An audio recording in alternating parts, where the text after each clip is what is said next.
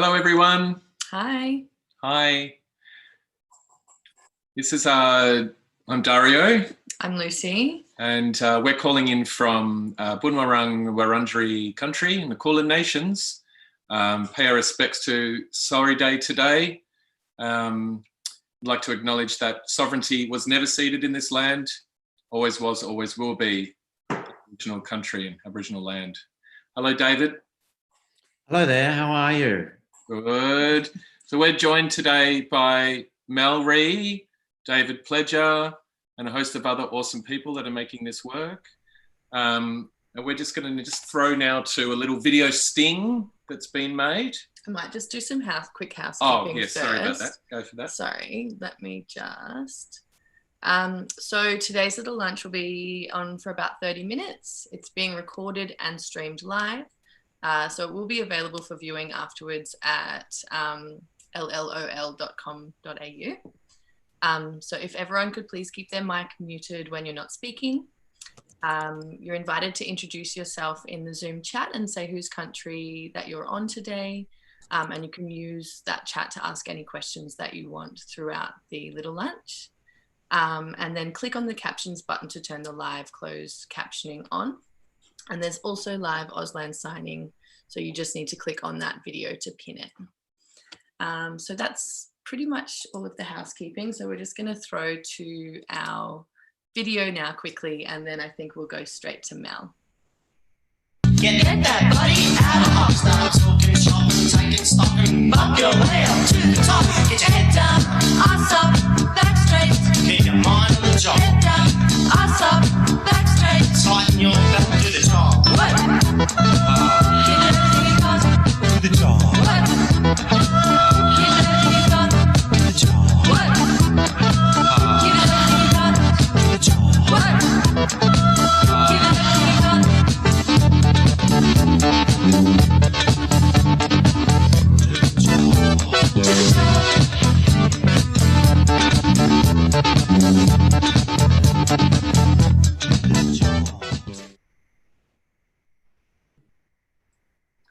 So yes, we're co-convening a symposium this Thursday, which you should all know about hopefully by now. And we're really blessed to be working with some amazing artists and agitators from across Australia.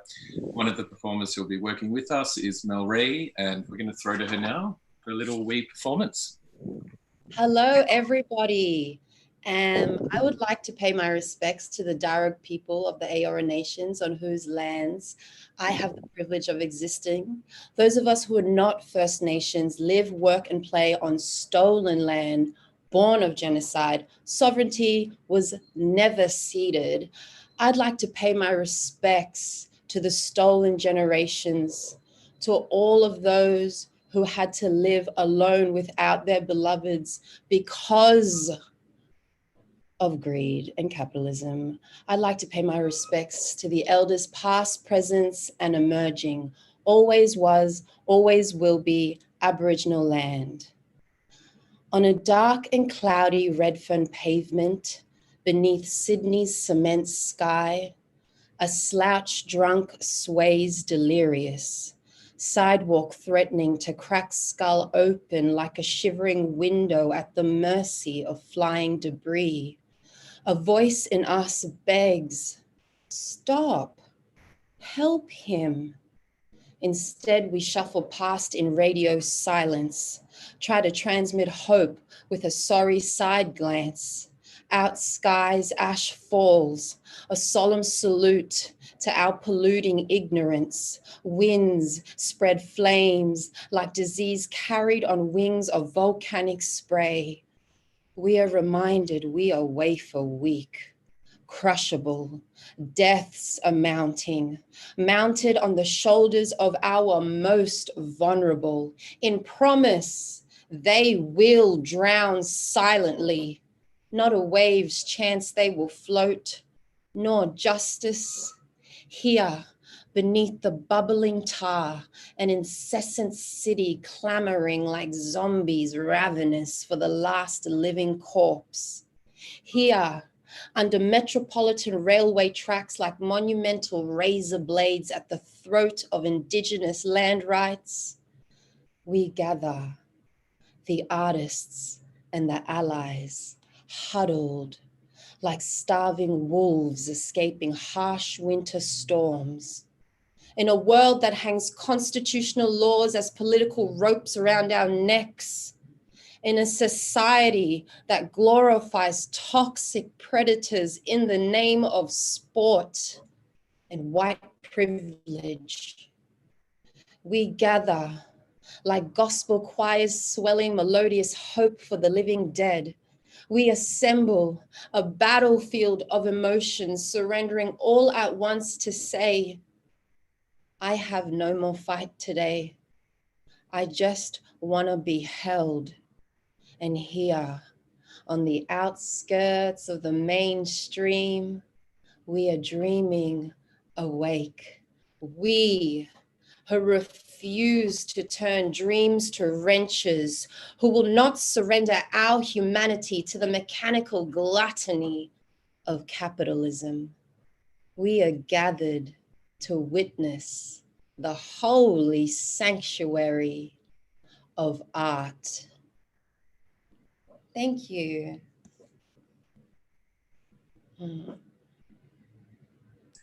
Thank you so much, Wow, Mel. amazing. That That was the whole conversation done in a poem. That's the power of art. Great. So we're really excited to have Mel joining us on Thursday in the studio. That was just kind of I guess a last minute surprise, really. So we're excited to be doing that. I guess before we jump into full conversation, we might just kind of introduce the project a little bit and some of the ideas that we're kind of keen to talk about. So the symposium's called Artist Led Economy, but the word artist has an asterisk, I guess, because we are kind of thinking about what an artist is and what an artist kind of maybe does in for us or for everybody, and we are thinking about it in a more of an expanded way. Yeah. Do you want to? Or just that it expands into, this is about creative practice. This is about, the thing that actually makes us human, the thing that then reminds us of the others that aren't human as well, and what that relationship is. That art for us is about, it's about time, and it's about living, it's about experience, and understanding relationality, and this kind of like epistemologies of knowledge which have just got lost over time.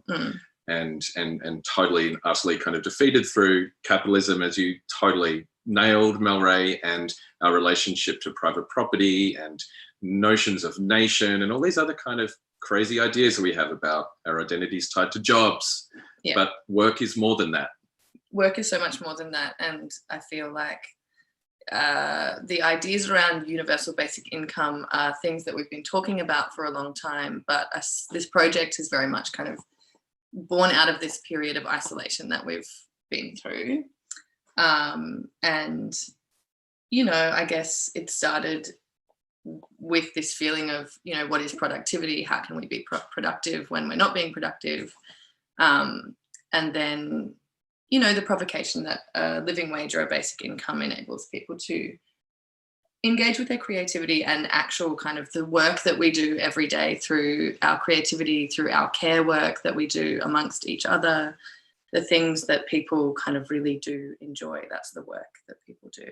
Yeah, the stuff which is generally undervalued in our social systems and is kind of more thought of as, people will just do that in their spare time. And it's like, what spare time? You've taken all of our time, and there's a bunch of intrinsically motivated people out there like ourselves, who just know we're going to get up and do things and work with other people and bring other people back into that kind of understanding of themselves as well, which I guess has been lost through participation in a really kind of demented social order. And, as Lucie was saying, the kind of genesis of this, has been the idea of universal basic income is a 500-year-old concept. It's not a new thing.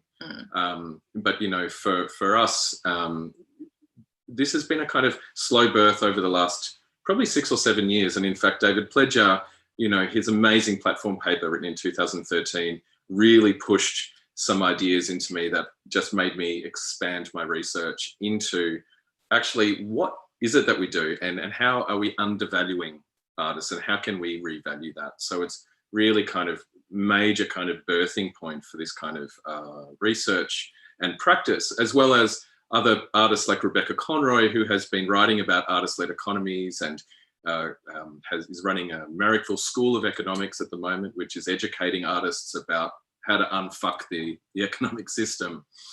Mm-hmm. So maybe it's a good time to bring David in now and hear from you, David, about, you know, where you're at the moment with this research and more to the point, actions that are associated to living wage and, you know, revaluing the artist in the New World Order, as you wrote about so long ago now, but which is so freaking prescient.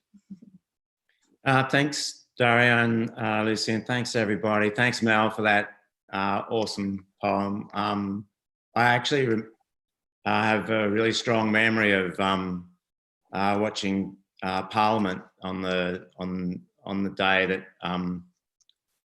the apology came through, and I remember being with my kids and kind of trying to explain to them. They were pretty young then, just trying to explain to them the significance of what was going on, and I'm still moved today from when I think about that event. So I'd like to pay my respects. So universal basic income's it's a kind of a strange animal in a way for people inside the arts, because actually it's a very very practical way of configuring equality and justice in society. And I think probably over the last sort of 10 to 15 years, let's say equity and justice has been absent in the arts sector for quite a while if you're looking through a financial prism. And so we are now in a stage now where the levels of precarity for Australia's artist population at a very, very high level, meaning that artists are living at a most precarious level of existence. There's a really great book called The New Precariat. I think it's called The New Precariat by a guy called Guy Standing. And he talks about how there's a new class that is emerging in the global economy particularly around mobility and migrant workers and also in that space, the large asylum seeker population. And he talks about if you're a member of the precariat, then you are a supplicant. You are asking favours from a parent or an employer or a bureaucrat. And I think that really describes the condition of the artist at the moment. We are very much supplicants. We're at the end of the food chain. And in some respects, I think that the artists have actually been hived off from the arts sector. So in fact, there's been a sort of a cleave that, you know, that now there are no longer artists in the arts sector. And you can look at that in terms of the way in which, you know, I think the National Arts Agency, Australia Council, is a really good place to look for these things because it's both symbolic and it's practical. And the kind of recent, you know, resilience fund basically is 1/37th of the Australia Council's total budget that was available for artists in the time of a global pandemic, which suggests that artists are an afterthought. And so most conversations I have with people behind doors are about the art sector and the system that governs it is broken. Most people prefer not to say that publicly, but I think it's incredibly important to be honest and say where we're at. So the system's broken as far as I'm concerned, according to as far as my analysis goes, looking at statistics, looking at the way people are behaving, how they're feeling. I think that's very important that you kind of talk about affect in this space. There is a real issue for artists in terms of how they kind of organise their own identity in this space, and that they are now working in a system that's broken. So the alternative, so what are the issues? So what are the possibilities? It can't be solved within the sector because of the way in which the sector is quite insular, it's quite insulated. The conversations it tends to have are very much with itself. It's very silo-based. It's not the only social sector that operates in a silo. So I'm not saying it's exceptional, but it's most extreme in the arts. So if it can't be resolved within the sector, if there can't be a redistribution of funds within the sector, then what must we do? We must look outside of the sector. And essentially my argument has been that external forces are going to be the ones that actually make that happen for artists. And those external forces are things like a global pandemic or climate change. So all of the conditions that I've described actually are pre-existing the pandemic. The pandemic has just exposed those conditions. So the issue is, what do we do with a universal basic? Why have a universal basic income? Because it can accommodate and mitigate many of the circumstances that artists live in their daily life.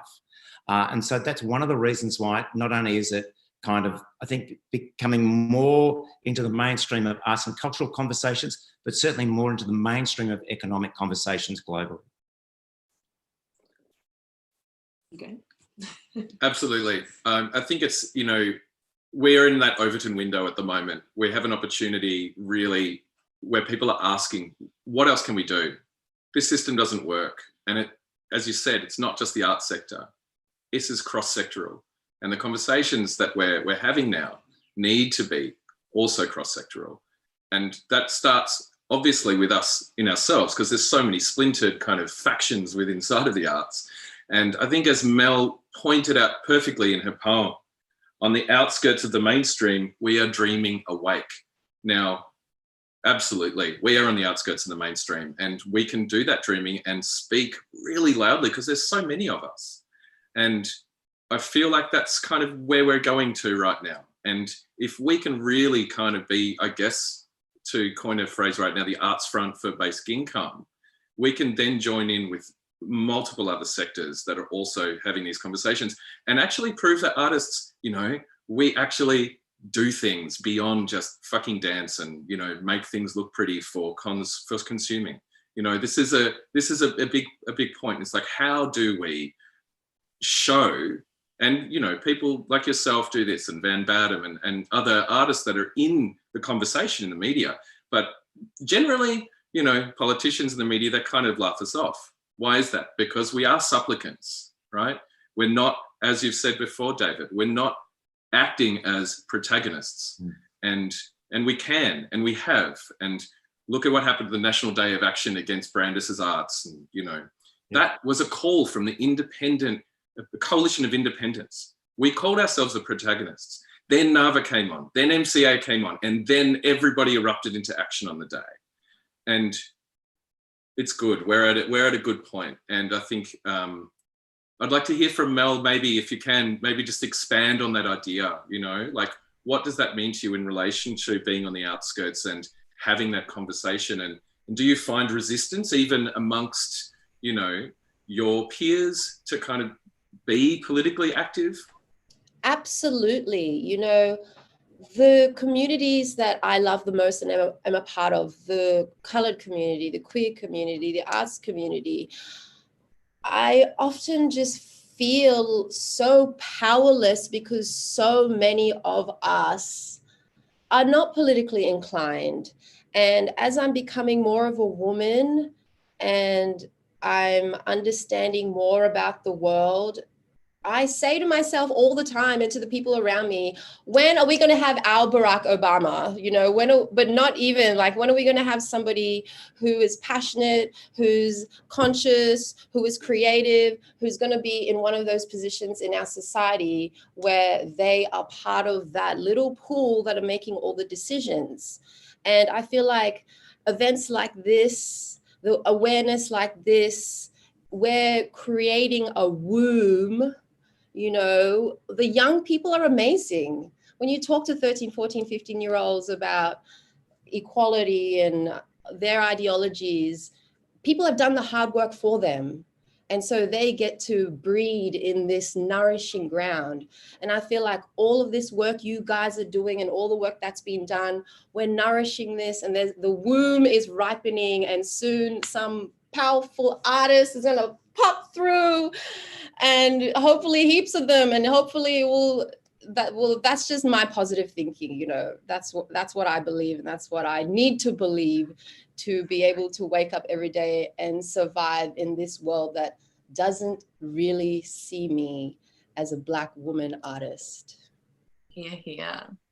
Yeah, I think, you know, we're kind of running out of time, but it's interesting to think about, you know, the idea of the artist as ... the artist as mother, the artist as supermarket worker, the artist as lawyer, the artist as, you know, the artist is never just the artist. The artist is so much more than that.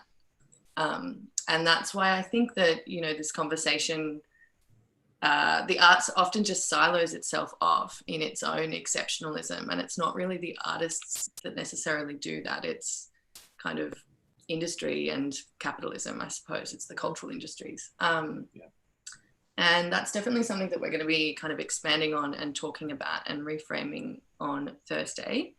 I'm just aware of time now, and I thought that we could jump into some questions. So we've got a question here from Melissa, and I think that this is actually a good question to direct to David. So are there any models in the world where an artist wage works, and how could it work? Did you want to speak about that briefly? Yeah, there are. Could I just pick up one thing that Mel reminded me of? There's a great phrase that says, "We are the leaders we've been waiting for." Yes. And that's the people here on the call. It's our task. It's our job. We have the capacity. We shouldn't let anybody else tell us that we don't. Belgium's a great model. The French, and I'll come back. Probably the best is the French, and it's called the l'intermittent du spectacle, which is basically the intermission of shows. And it's been around since the early 30s, and it really came into its own in the 60s. And it's a really incredible model because basically it works like this. You get a contract, and the contract lasts for 3 months. After the end of that contract, for the first 3 months, you're on 75% of that. For the next 3 months, you're on 40% of that. And on the next 6 months after that, if you haven't got another job, then you're on a sort of a basic living wage. So I'm not exactly sure about the percentages, but it goes down across time. So that works incredibly well. In Belgium, you have to get 1,000 hours of professional practice to qualify for effectively what is a stipend that allows you to continue to practice without receiving any income. And it's all these systems are based around taxation systems. So it's pretty much what you submit in your tax, and when you fill out a form, it's basically all the calculations are done for you. There's been plenty of other great models around, you know, splitting up funding, which is, you know, in Brazil, for example, Rio de Janeiro about 4 or 5 years ago. They don't have it anymore, but they basically split arts funding into commercial and not-for-profit. So half the budget was for commercial and half the budget was for not-for-profit. If you got not-for-profit, you didn't have to quit your grant. So it was just basically a public good. If it was commercial, you had a whole different set of acquittal processes that you had to go through. So there are plenty of models out there that we can look to, that we can try out, and that Australia is really, really ripe for. Great, thanks for that, David. Now, we've probably got time for maybe 2 more questions. I'm going to direct this question to you, Dario. It's from Bong Ramillo. So doesn't the idea of a universal basic income lead to a change in thinking and language about artists and the art sector? Doesn't it allow to make and share art if they choose? Doesn't allow everyone to make and share art if they choose. Yeah. Yes. The simple answer is yes, it does. And I think that, you know, we're yet to kind of be able to do the analysis and, you know, data around what that might look like. But I think we can imagine possibilities. In fact, if, you know, everybody that you know had their security taken care of, had their food taken care of, had their rent taken care of, what that would actually do to people's choices. The choice to say, no, I'm not going to ride that bike and deliver your, you know, Uber food because I don't have to. I'm actually going to go home and I'm going to spend some time with my kid, and we're going to design a solar system that we're going to put on the wall. And that's just today. And then, you know, the next day, what does it look like? I'm going to learn a bit more about permaculture. I'm going to start to grow my own food. Maybe, you know, we start looking at how systems become circular and how they then interconnect with other systems. I feel like that is the potentiality. And to me, that's what the artist looks like in the future. This is really about kind of redefining and reframing. I mean, all of us come from, the last, decades of what the arts industry is. And we've all produced amazing content, right? And we've all failed as well. Like, I'm not saying that we need to destroy our institutions, right? And our companies and the way that we work together. All of that still happens. That's still learning that we've gained over many, many years. But yeah, a lot of people are cut out of that.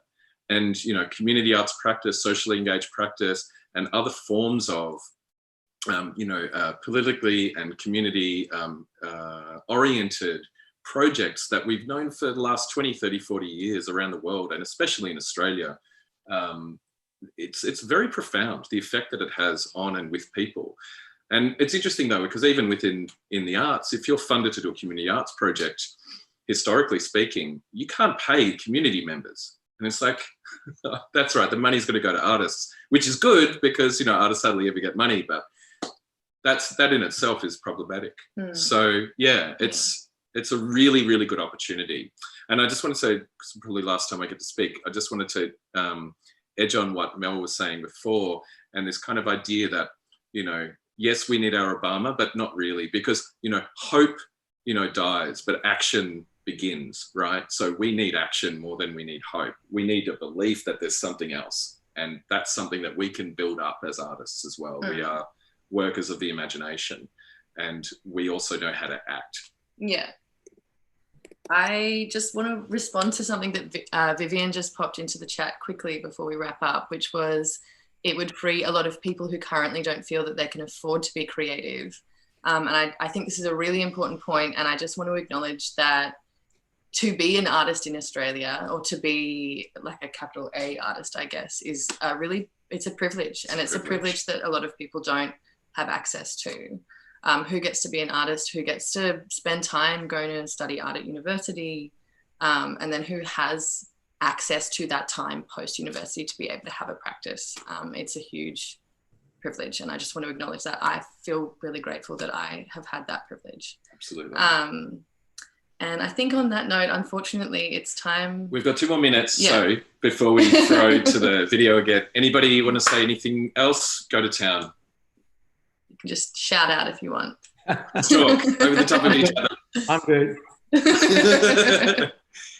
Everybody get ready for Thursday when David's going to really, tell us the truth. And, I'm going to write that down then. Mel, did you want to add anything else? I'll ask a question if that's all right. Yeah. I completely see what you guys are saying, and I agree. I kind of went off on a tangent because obviously, art is now, we're alive and now, we can only do as much as we can do.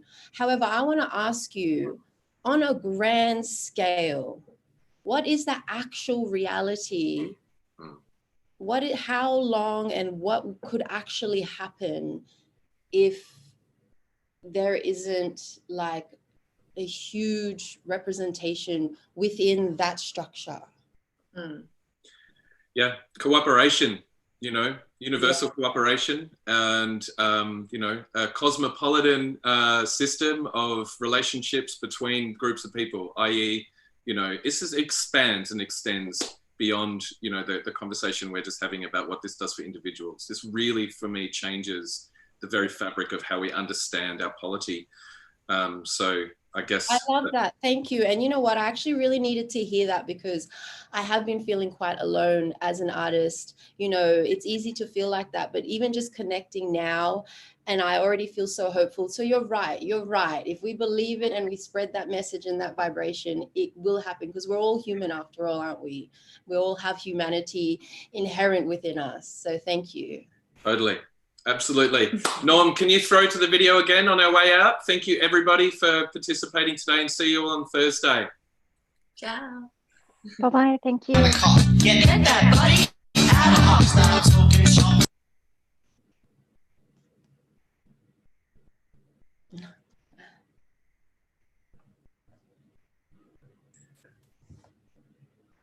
Get your head down, ass up, back straight. Do the job.